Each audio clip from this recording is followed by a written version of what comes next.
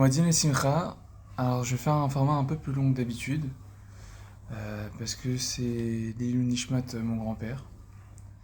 Donc je voulais parler un peu de Shimini Atzeret. C'est le jour de son Yortzeit.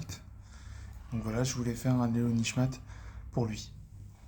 Donc avant de parler de Shimini Atzeret, je vais raconter une histoire qui s'est passée il y a 2 ans, où moi je rentrais des Hakafot le soir de Simchat Torah, parce qu'en Israël, Simchat Torah, ça tombe chez Atzeret, c'est le premier jour.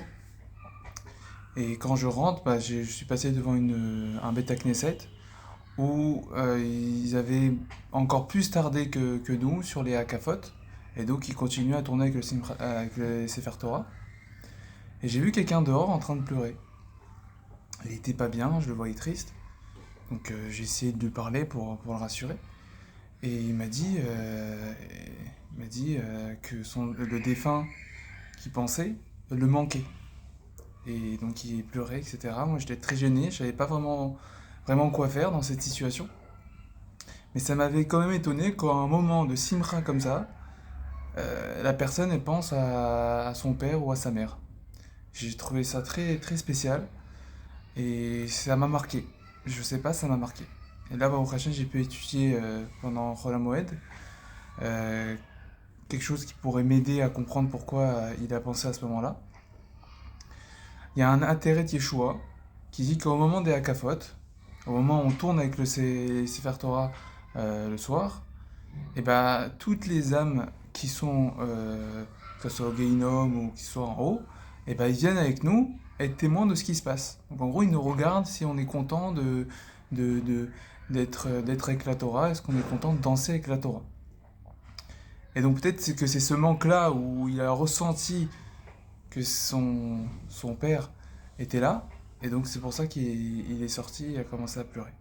Ouais, je trouvais ça intéressant de parler sur ça. Maintenant, j'aurais parlé que voilà, ce jour de Simchat Torah, le Simchat Torah est tombé le 7 octobre, on va le dire comme ça. Pas que le 7 octobre est tombé Simchat Torah, mais Simchat Torah est tombé le 7 octobre. Et donc voilà, on sait qu'est-ce qui s'est passé l'année dernière. Voilà, ça fait déjà un an. Ça passe très vite. La question, c'est de savoir est-ce qu'on a changé, est-ce qu'on a pris de la réflexion de ça. Et voilà, je voulais partager ce que j'ai pu réfléchir par rapport à ça. Surtout au sujet de Simchat Torah.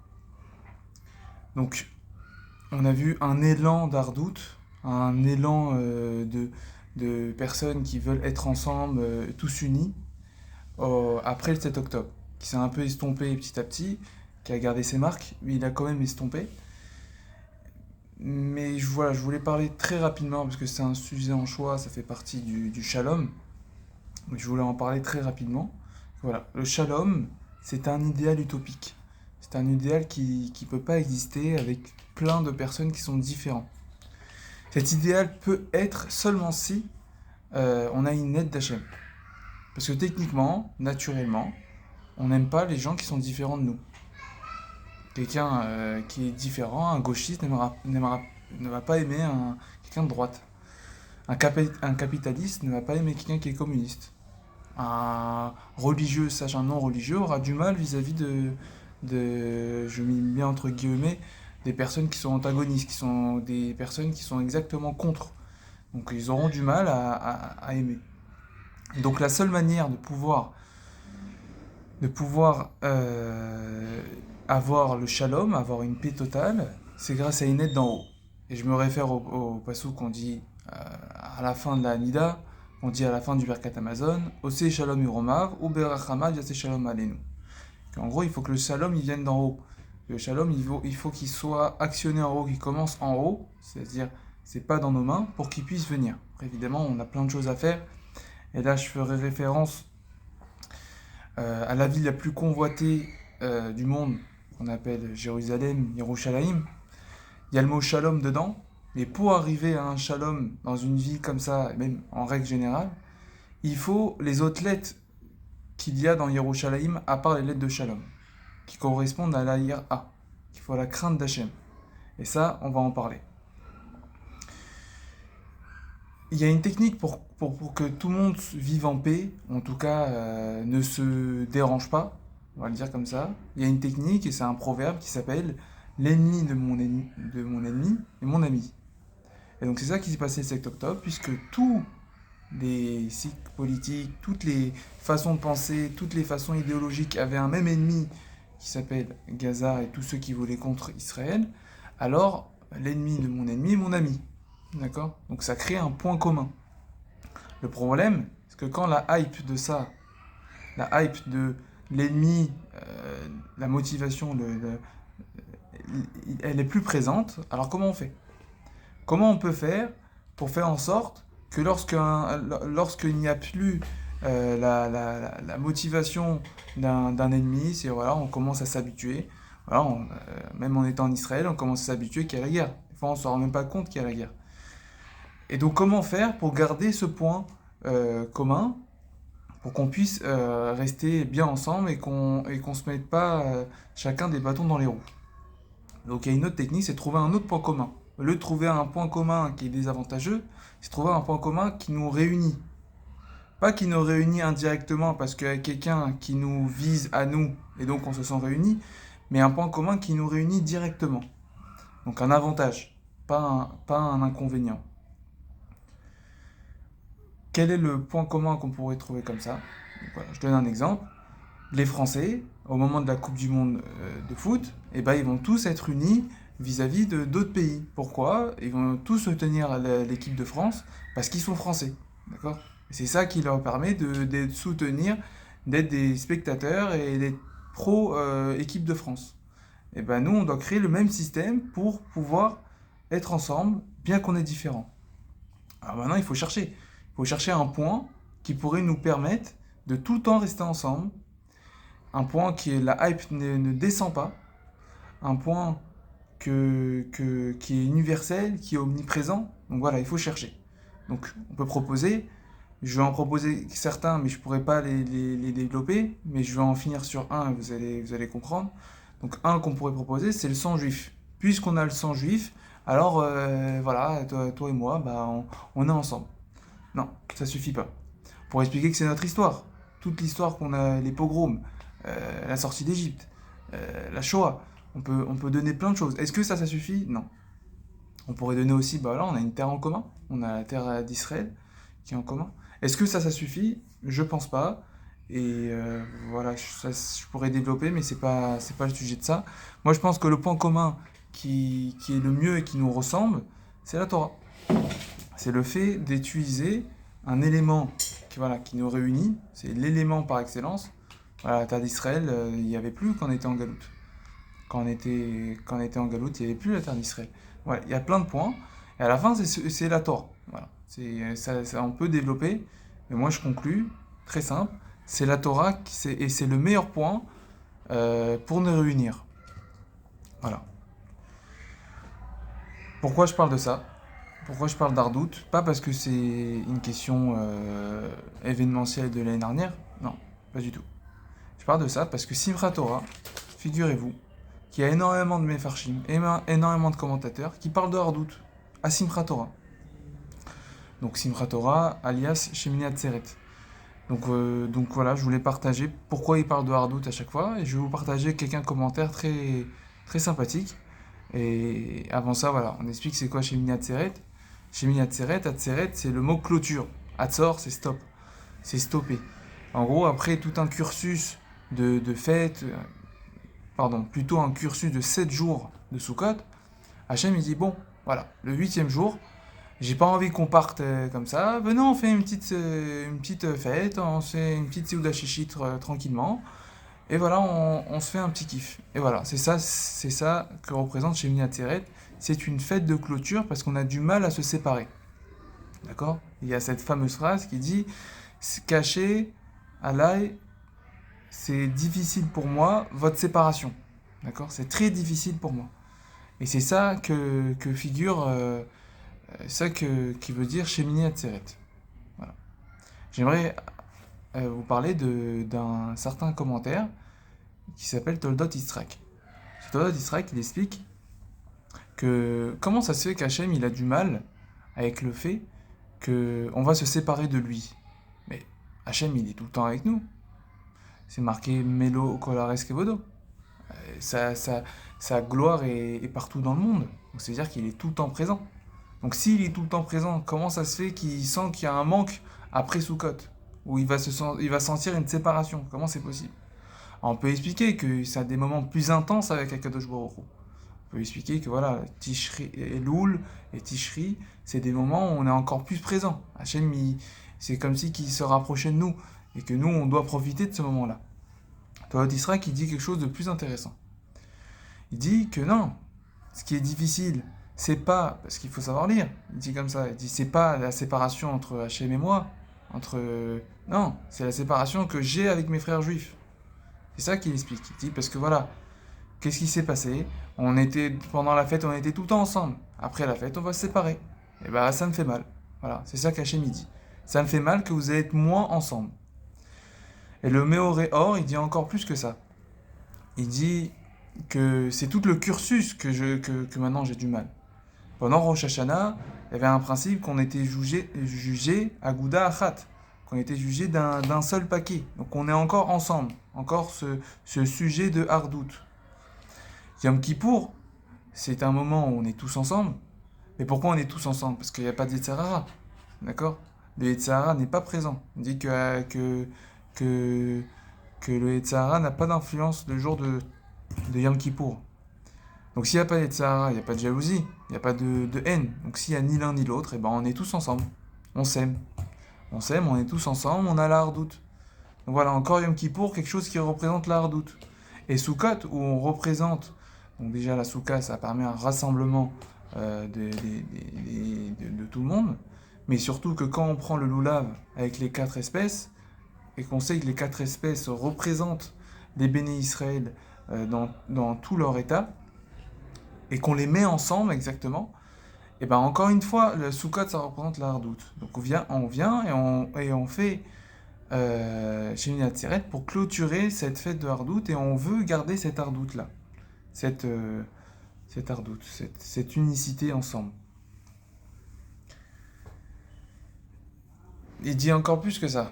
Le Ahavat Shalom, il dit plus que ça. Que les fêtes, malheureusement, et ça il faut être intelligent, que la religion, des fois, ça peut séparer. Quand on a des façons de penser différentes, il faut faire attention de ne pas créer des distances. C'est très important.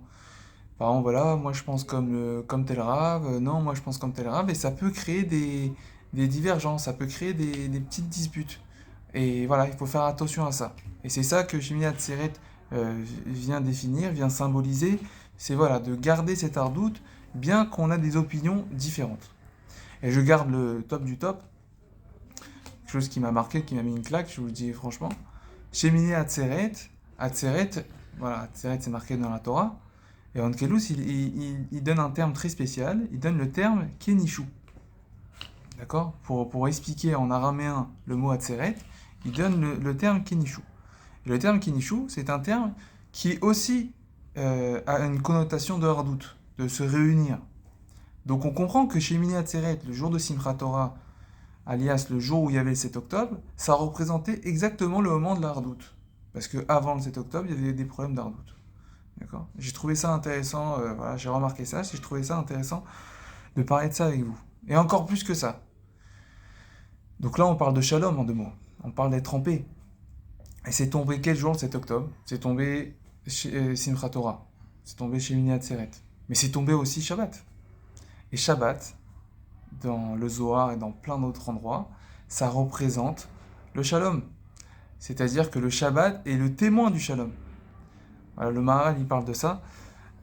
Et j'ai trouvé ça intéressant, que ça tombe exactement le jour où ça doit représenter l'hardoute. C'est pas juste ça tombe chez Shemini Atzeret qui représente l'hardoute, ça tombe aussi Shabbat qui est le témoin du shalom. Voilà, quelque chose encore intéressant. Maintenant, comme j'ai essayé d'expliquer, la hardoute doit se faire grâce à un point commun qu'on a tous ensemble. Et je pense que le point commun qui peut rester tout le temps et qui nous représente le plus, nous les juifs, c'est la Torah. D'accord? Et ce qui est très intéressant, c'est en gros, c'est comme si Kachem il nous disait, voilà, c'est des suppositions, je peux pas savoir qu'est-ce qu'il a dit, mais voilà, vous voulez être ensemble, et ben pratiquez la Torah, étudiez la Torah. Et là, il n'y aura pas d'histoire, il n'y aura pas de problème, il n'y aura pas de guerre, il n'y aura pas de danger. Voilà, c'est ça que je voulais dire. Donc si on continue, voilà, donc c'est un format un peu plus long. Parce que j'ai beaucoup de choses à partager qui m'ont changé mon état d'esprit et je me suis dit que c'est intéressant de le partager. La hardoute, elle se fait grâce à la Torah, d'accord? Et la Torah, elle protège. Voilà, ça c'est intéressant. Donc on sait, et c'est marqué dans plusieurs endroits, que la souka, ça protège, d'accord? Même si c'est une bâche, ça protège. Il y a même des histoires avec des rabbanim où il y avait des intifadas à Yerushalayim, et il y a un rave qui est avec son élève, et son élève, il entend les tirs d'armes hein, d'AK-47, et donc il dit, bah, il faut aller se protéger. Donc l'élève, il dit au rave, venez, on va dans un endroit pour se protéger. Et le rave, il a dit, t'as pas besoin de sortir, t'es déjà protégé. T'es déjà dans la souka, ça protège. Bon, c'est des choses qu'il faut comprendre. Moi, personnellement, j'ai du mal, mais en tout cas, c'est des histoires qui sont racontées, qui sont vécues, et que voilà, que la souka, elle protège. Et donc, qu'est-ce qu'on fait à Shemini Atzeret? On dit, voilà, à partir de maintenant, il n'y a plus de souka. Alors, qu'est-ce qui va nous protéger? Bah, c'est la Torah. Et comment on fait? On s'entoure d'elle, on l'entoure, pour dire que c'est elle qui va nous protéger à partir de maintenant jusqu'à pendant toute l'année. D'accord? Qui dit ça? C'est le Chesed Le'Avraham. Donc voilà, pour tous les curieux, pour toutes les personnes qui veulent comprendre et qui veulent discuter ensemble, moi ça m'intéresse, parce que mon but c'est pas de donner un cours et c'est tout, et que ça part dans les oubliettes. Mon but c'est que ça nous change, ça nous fasse progresser. Tous ceux qui veulent les sources, je vais créer un Google Doc pour mettre toutes les sources que j'ai et sur quoi je me suis basé, pour dire que je raconte pas des bobards, et surtout pour que vous puissiez voir les sources qu'il y a derrière. Donc le Chesed l'Avraham, il dit ça. Il dit qu'à Sukkot, on se protège avec la Souka qui nous protège de tout mal. Alors maintenant, à partir de Shemini Atzeret, eh ben, on va s'entourer des Sefer Torah. Et c'est une allusion pour dire qu'à partir de maintenant, c'est la Torah qui va nous protéger. Et il sort un pasouk qui est très connu dans Mishlei.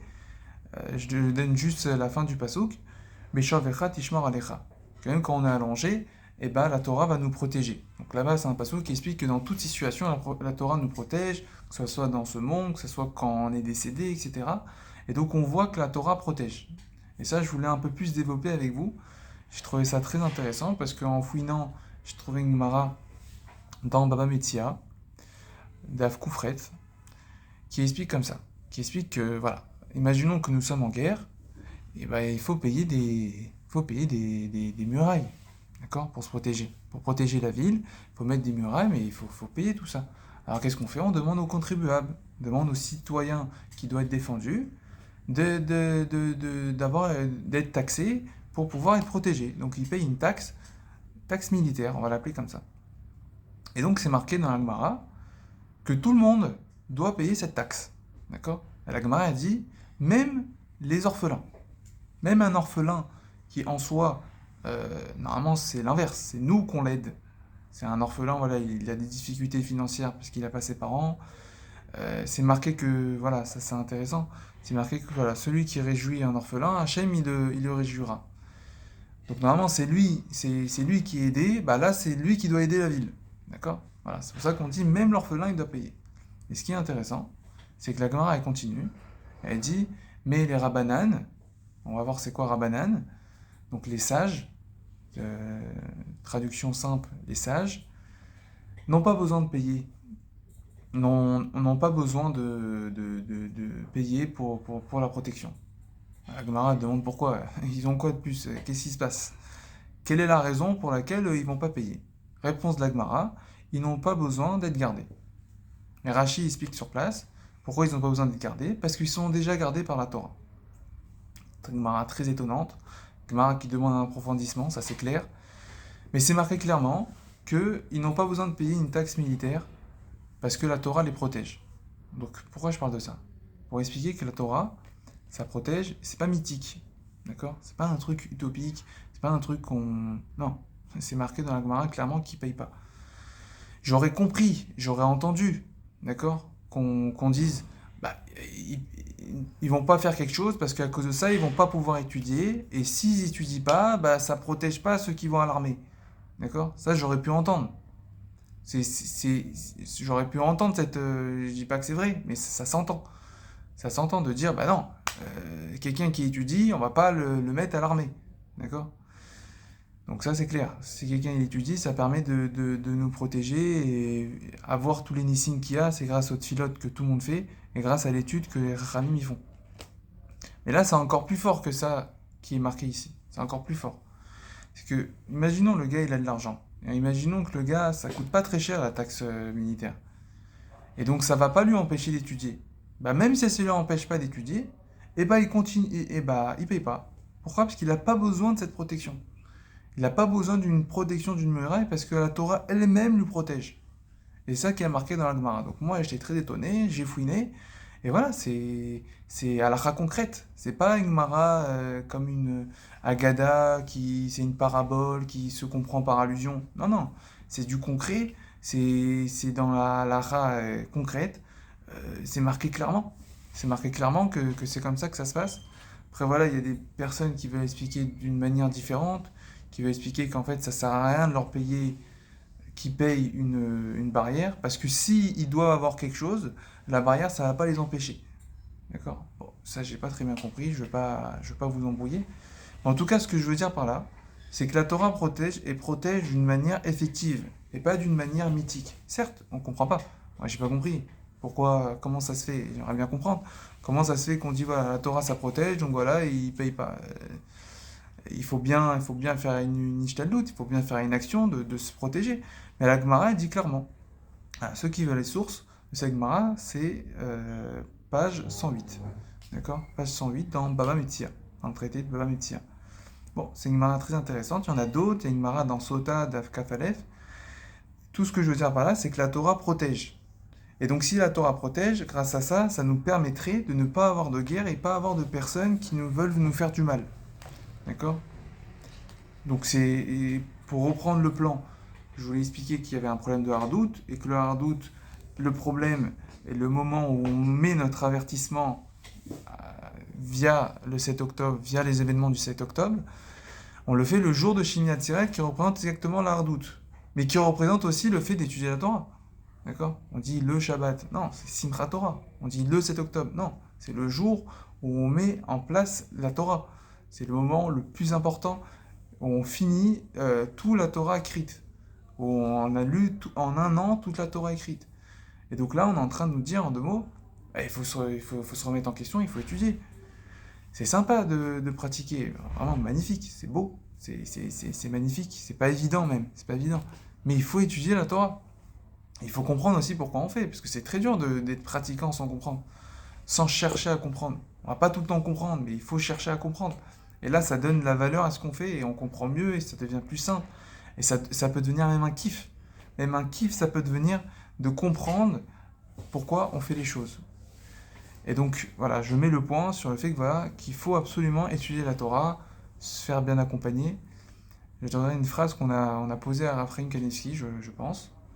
On a expliqué, où il y a quelqu'un qui est venu le voir, il a dit, voilà, moi j'arrive pas à étudier, ça me saoule, j'arrive pas, ça m'intéresse pas, j'arrive pas à me concentrer, c'est pas un kiff. Voilà, on dit plein de fois, voilà, je vois le guide d'étal devant moi, il dit que c'est un kiff d'étudier. Bah non, moi c'est pas un kiff, c'est pas un kiff, voilà, comme ça il lui a dit.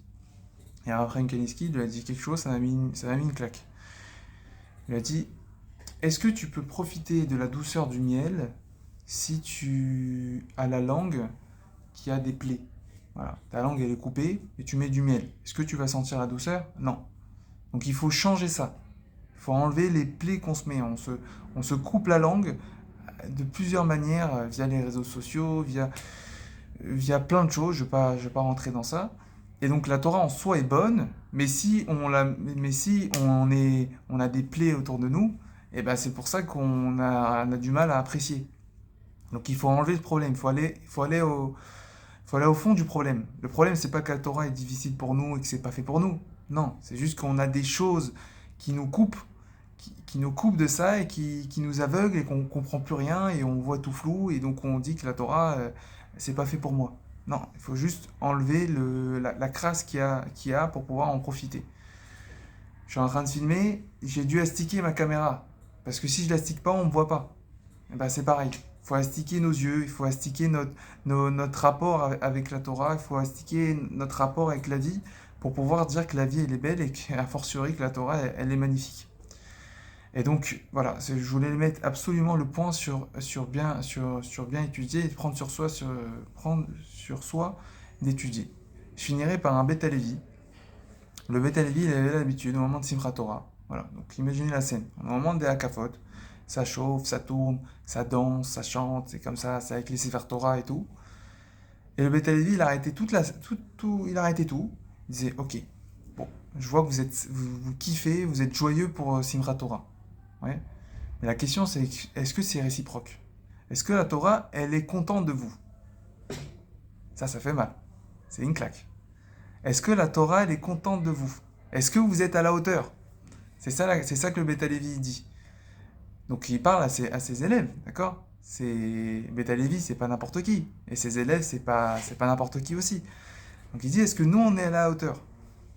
Et donc voilà, donc il faut se mettre à la hauteur aussi. Certes, Simchat Torah, c'est beau, on kiffe, on danse, mais il faut absolument grandir et progresser. Je finirai sur ça, et ça c'est le plus beau, c'est le Shem Ishmuel. Le Shem Ishmuel, il dit quelque chose de très intéressant. Il dit que la simcha qu'on a au moment de Simchat Torah, c'est pas par rapport à ce qui se passe au moment à la Torah qu'on a appris toute l'année. C'est non, c'est par rapport à ce qu'on va prendre sur nous au moment de Simchat Torah pour l'année d'après. Et en gros, c'est une simcha sur le futur. D'accord? Et je mettrai entre parenthèses, on connaît, il y a un Gaon de Vina qui explique la différence entre simcha et sasson. D'accord? Ce Gaon de Vina, il se trouve dans l'explication de Kol Sasson et Kol Simcha dans Megillat Esther. Il explique que la différence entre simcha et sasson, on l'apprend du passouk qu'on dit pendant Shabbat, Semechim betzetam, sasim bevoam. Où c'est dit qu'il y a une joie avant de faire quelque chose. Semechim betzetam, quand on est sorti d'Égypte, il y a une joie de dire ouais, on va recevoir la Torah. D'accord? On va recevoir la Torah. C'est pour ça qu'on appelle ça Simchat Torah. Pour dire que c'est une joie vis-à-vis du futur. Donc voilà, j'espère que maintenant qu'on a compris que, je suppose, hein, évidemment, que les événements qu'il y a eu, c'est parce qu'il y a un manque de Torah et qu'il faut se renforcer sur ça. Et si c'est tombé le jour de Simchat Torah, le jour d'un Shabbat qui représente la Redoute et le jour de Simchat Torah qui représente la Torah, et ben c'est un moment où on doit prendre sur nous. Et certes, si on n'a pas avancé pendant un an, on peut avancer maintenant. On peut prendre des choses sur nous. Au Hachem, il y a tout ce qu'il faut de nos jours. Avant, c'était très difficile d'étudier. Maintenant, voilà, il y a plein de manières d'étudier. Et il faut absolument les utiliser. Évidemment, utiliser la bonne cuillère pour prendre le miel de la Torah. Se renseigner avant d'étudier pas étudier avec n'importe qui, ça c'est clair. Mais ce qui est sûr, c'est que voilà, de nos jours, la Torah, elle est disponible. Alors utilisons-la. Grandissons. Devenons des personnes de plus en plus grandes chaque jour. Et voilà, je voulais finir sur ça. En tout cas, Moadin et Simcha. Et Chag Sameach à tous.